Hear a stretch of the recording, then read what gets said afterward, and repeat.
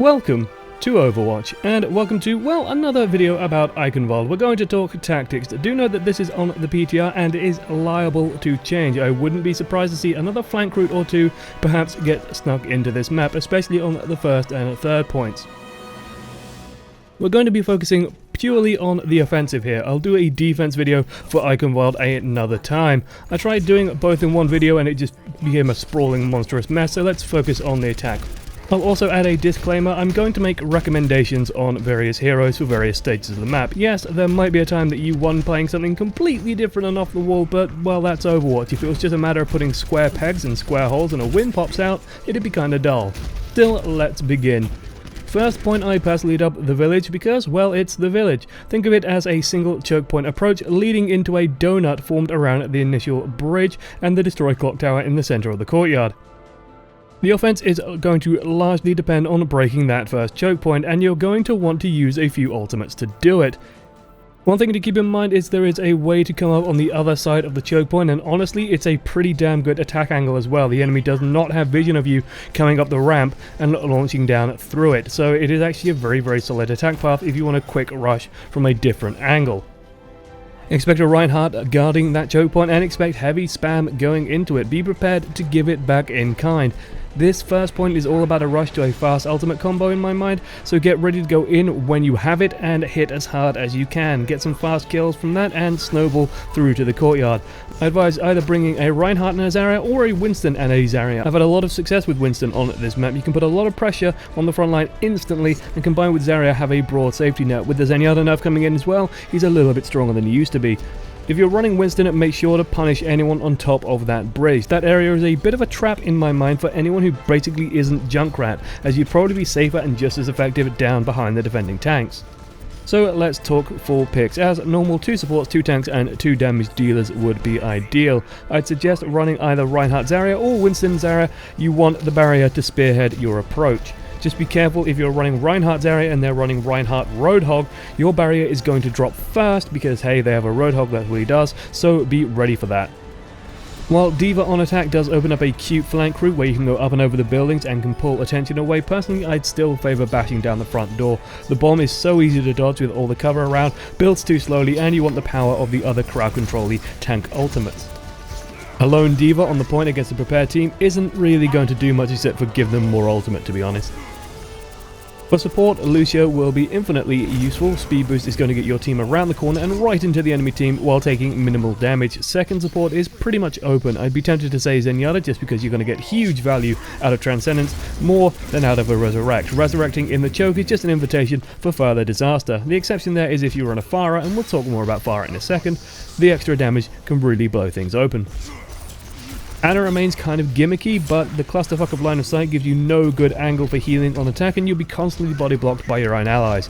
I'd advise against it. There's just no good perch for Ana to heal her own team. Finally, well, damage options. Flankers, Tracer and Genji would be important if there were better paths around. Right now you're reliant on dashing past the choke itself, and that's extremely risky. You can go up and over with Genji, but again, isn't as useful as you'd think here.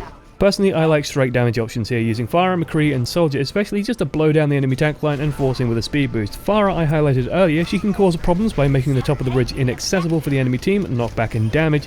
Then use cover from the high ground to press an advantage and keep people pinned. If they pull back, land and get in with the team and just start slamming rockets into that choke point. Once you've got a few kills and your foot in the door, do not lose control of the choke. You reinforce faster than them and you want to take control of it ASAP. After a first wipe, the defenders are pushed into an awful set of 3 tiny pathways, one coming from the hunting lodge, 1 tiny choke in view of the point, and 1 near the main gate. None of them are good angles for taking the point back, so you should be able to easily hold from here. In summary for point 1, it's all in the choke point, baby. Race to break their barrier and get a good ultimate wombo combo going. Once momentum is yours, the point should fall after. Point 2 changes things up dramatically. Gone are the tight chokes. We're into large open high ground assault. Don't expect a momentum carry where you push 1 point into the second easily. Like I said, retaking point 1 once the defenders are on the point is incredibly difficult and only worth even attempting if you're absurdly confident. I call this section the approach, which can then be broken into 2 further halves, the ramparts and the bridge. Getting to the bridge is key. While you'll be fighting from spawn disadvantage, the lack of cover and difficulty of defending it makes it so much easier for you. Like the first point, opening up the point and keeping advantageous ground is key. I'd advise dropping the Reinhardt here. Winston and Zarya combo extremely well to put pressure on the high ground, and Primal Rage gets huge value on the bridge and forcing people off the ramparts. D.Va is also a fairly solid pick, a lot of open space to move around in. Just be aware that the second half of the approach has massive sightlines. While the bomb will be good, you're a real big target for people to poke at. That said, the Bunny Blaster is also really good for suppression fire. Damage-wise, you want flexibility. Genji comes alive here with pathways all over the place and health packs tucked away in every corner. You can get in and out just about anywhere. Comboing with that, I'd run McCree or Soldier on the payload just to keep it moving. You want to be gaining ground to get through the overlooked area as soon as possible. If you're unsure on Genji, you can try and run a McCree Soldier combo and just sit on the payload trying to force the enemy to come to you. Just be ready for unpressured drop downs. Bad news if they're running Reaper or Reinhardt. Another general tip for the ramparts, try and push through the choke as soon as possible. Once you get to the opposite wall, you are a lot safer. It's much harder for people to actually start shooting down at you once you are right up against the wall. Don't stand in the choke point, for the love of God, it is the death of teams. Once you start getting around the corner, your options really do start to open up. One of the lesser used pathways is this, a route that takes you right onto the ramparts overlooking the corner. If they are mostly on the low ground, you can easily move up there and seize initiative for a while. Good position to push through if you're stuck for momentum at that point. Final obstacle, of course, is the bridge itself. At this point, you should be coming from the right side, take the stairs and go up. Far easier to attack from, and moving from there shouldn't be too hard to control the defenders, as they can only reinforce through two tiny doors on the ground and then the one door up in the air on the gate. Get the better position and start opening them up with barrier damage and break through. This isn't a bad point to swap to Reinhardt, by the way. You'll need him for the final point.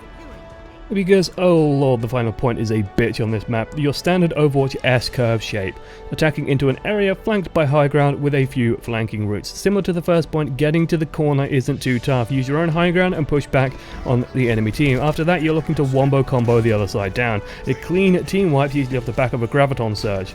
Bring Zarya and Reinhardt for pushing power, and bring Genji or Tracer and either Soldier, McCree or Reaper for additional damage. Support blend is, well, whatever's in meta at the moment. You want high damage, high impact. Graviton plus Pulse Bomb is a consistent winner. Setting up the Pulse Bomb though might be a little bit tricky because Tracer doesn't have that many pathways here. One important thing here is to not lose momentum as well. The moment the gate closes, it can get very difficult to reinforce when you only have those two doors to get through. If the enemy team does start pressuring you here, just take your time, take a breather, get together, get an ultimate combo off and punish them for it. Kill them quickly and then try and gain as much ground as possible before they reinforce to try and hold one last time. Offensively, this map does come down to two hard choke points, the first in the village and then the very final corner, and handling the high ground on approach. Managing those smoothly and quickly will let teams set a good time and get all the way to the end. Getting bogged down at any of these points is a nightmare, however. Push for ultimate advantage and then grab a win. Thanks for watching to the end. I have been Josh, as one voice amongst many. This has been an offensive guide to Eichenwalde. Map is subject to change and meta is subject to change as well, but this is my preliminary thoughts on how to handle this map. The overall flow of the map shouldn't change too much after all, aside from maybe one or two flank routes. Here's hoping. Toodles.